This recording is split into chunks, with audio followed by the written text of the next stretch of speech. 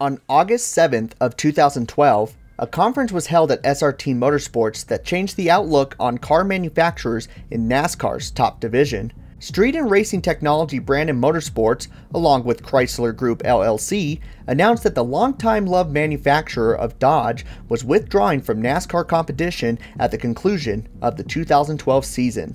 A decision that shocked many, due to Dodge not only being one of the newer manufacturers to return to the Cup Series, but also due to the fact that Dodge was the first to reveal their new design for the Gen 6 car for the upcoming 2013 season. I was actually at Las Vegas Motor Speedway when they revealed the new car in the spring 2012 race, but like many in the stands, we were all joking around on who would actually drive the new Dodge Charger, if anyone. As only a couple weeks prior, it was reported that Penske, after 10 years of partnership, had decided to move over to Ford as their new manufacturer, inevitably leaving Dodge with no full-time team after 2012. Although they tried for months and months to secure a new team to join their brigade, as well as participate in all the testing sessions for the Gen 6 car, no one was fully invested in moving forward. So the manufacturer decided to cut their losses and made 2012 their final season, which in retrospect turned out to be a great year to call their last, as Brad Keselowski would score his only Cup Series championship with the Chrysler brand plastered on the front of the car, riding off their second stint in NASCAR into the sunset, as the last time NASCAR fans would see the manufacturer would be in the championship square, covered in Miller Lite and confetti. Of course, that would be true in the Cup Series side of the sport, but not so in the minor league of NASCAR, better known as the Xfinity Series, as fans would see Dodge Challengers run in the sport all the way into the 2018 season. Hang on a minute, how could this be? Was Chrysler just cutting off from the Cup Series only? And why did they keep the 2012 look throughout the entire time? What the hell was going on with these rogue Dodge Challengers? Well, today, we answer those questions as we will be going around in circles learning about the history of the zombie Dodge era. The year was 2013, and the then Nationwide Series teams had a choice between three manufacturers: Ford with their Mustang, Chevy with their Camaro, and Toyota with their Camry. Dodge was officially out of the sport and no longer supplying new vehicles within the series, thus making them almost worthless to many teams' eyes. With Team Penske's whole brigade being with the Dodge brand the year prior, the teams had to completely clean house of their old car bodies, as their new partnership would be with the Ford Mustangs. They could either scrap the bodies entirely, or maybe sell the bodies to some other teams who could be interested in them. The question was, who in their right mind would purchase these car bodies? There was no funding behind Dodge in the sport, other manufacturers would continually progress, and teams would be well off the pace. Nobody was going to purchase these car bodies, at least not anyone who planned to be competitive. However, the same couldn't be said for the teams who ran towards the back. In the first race of the 2013 season, fans saw on the entry list two drivers who were looking to make the race in 2012 Dodge Challengers, one being the number 74 of Mike Harmon and the number 89 of Morgan Shepherd. Both drivers were longtime journeymen in the Xfinity Series and were looking to just continue racing without breaking the bank. This would make sense if both driver owners were running with the Dodge brand in 2012 and not having the money to purchase a new car body, but that wasn't the case for either team. In 2012, both teams ran under the Chevy moniker, meaning that they had to go out of their way to purchase these new bodies. It wasn't even for every race. In fact, it was mostly at the super speedways, which in hindsight does make sense due to the fact that many teams have a separate car entirely for their super speedway packages. Still, a little strange, but nothing that crazy. Many expected that once 2014 came around, these random Dodges would disappear as there were no benefits to running the brand. But instead, the complete opposite happened. In 2014, Mike Harmon along with three brand new teams decided to go all in with the Dodge brand. Mike Harmon's number 74 team entered in twice as many races, while MBM Motorsports and Martin Motorsports ran 2012 Dodge Challengers in a selected amount of races. Meanwhile, there was a third new team named JGL Racing, a two-car operation who decided to run almost all of their races under the Dodge banner, which begged the question, were these Challengers that fast? No.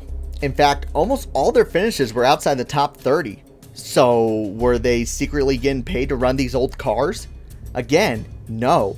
because Dodge made it very clear that any team that decided to run a Dodge Challenger RT would not receive any funding from the manufacturer. So if that wasn't the case either, then what in the world was the reason for all these teams to start running Dodges?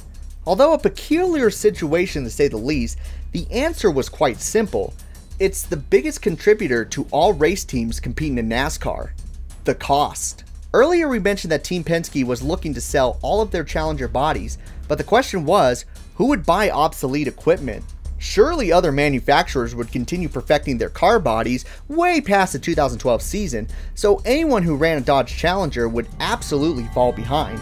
That is where small teams such as Harman Racing, MBM Motorsports, and Tommy Joe Martin's team decided to jump on the opportunity. You see, the prices for these car bodies were very cheap compared to buying newer bodies for the Xfinity series, and for teams such as these ones where sponsorships were fairly scarce, this was a no-brainer. Sure, their speeds wouldn't be equal to teams running near the front, but that wasn't their goal. It was only to make the races and collect what little profit they could from race winnings. A rather smart move for any below average performing team. But what about qualifying? Surely that would put a damper on their efforts if they weren't able to race their way into the main show. Well, for the most part, qualifying was never an issue during this time in the Xfinity series, thanks to an issue that is seen today in the NASCAR Cup Series. All right, so we've got Challengers, we've got Mustangs, we've got Impalas, we've got Camrys on the track for the very first time and making their debut on the sport's grandest stage here at Daytona International Speedway, as the two Dodges from the Penske team bring the field to the green flag. In 2010, NASCAR introduced the Xfinity Series to their version of the Car of Tomorrow, a design similar to the Cup Series Gen 5 model with slight modifications to make the car more appealing. The Xfinity COT would replace the Gen 4 and XS car fully in the 2011 season, thus making any team who owned Gen 4 cars ineligible. This was a major blow for smaller teams in the Xfinity series who couldn't afford the new car and seemingly disappeared from the sport, leaving more spots open for smaller teams who could make the transition on over. Something that is seen in today's Cup Series, as more often than not, the Cup Series runs almost all of their races without a full field, minus some of the crown jewel events. Now, this could mostly be due to the charter situation that the Cup Series has. However, having a different car altogether eliminated some cars from competing beyond the 2021 season. But of course, the reason why we don't see full fields in the Cup Series anymore is a different rabbit hole altogether. The point of bringing this up is the same thing was happening in the Xfinity series in the early 2010s, and because of this change, most teams had to beat just one car, if any, in qualifying in order to make it into the main show, making the situation another added perk to buying the older model to save money. But wait, there was still one thing that was on most people's minds when it came to a Dodge Challenger running the Xfinity series, and that was, how was this car eligible to drive in the Xfinity series, but the same couldn't be done in the Cup Series? At the beginning of this story, it was clear that the Cup Series was moving on to the Gen 6 car starting in 2013, and since no one invested into the Dodge Charger Gen 6 car, virtually none were made for the Cup Series.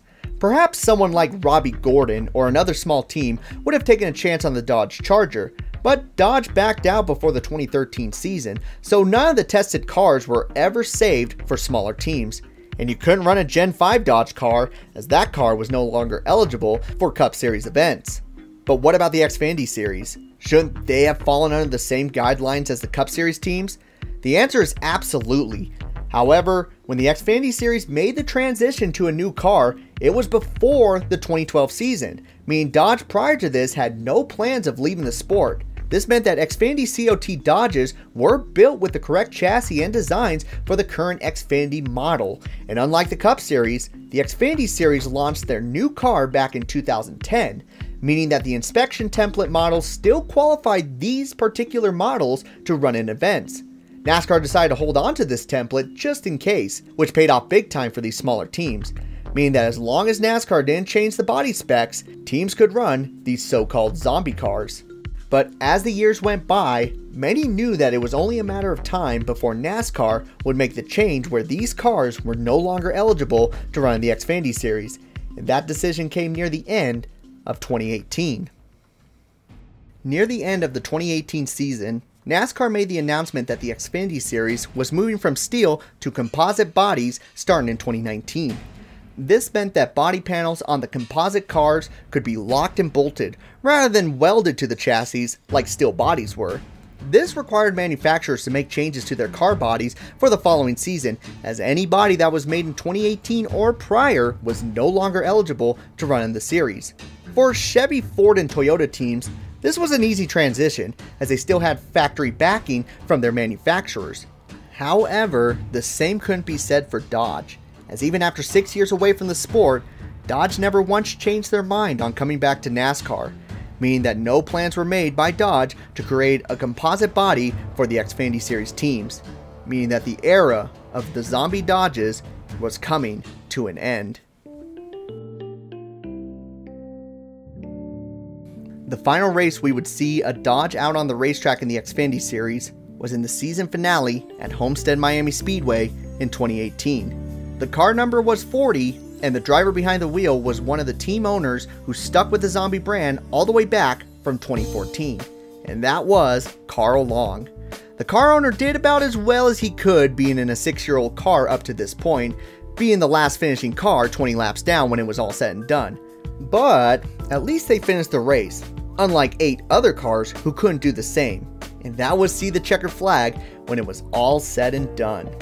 Even with its back up against the wall, the zombie Dodge did what it had been doing for the last 6 years and slowly snuck its way into another race and limped onwards towards the checkered flag.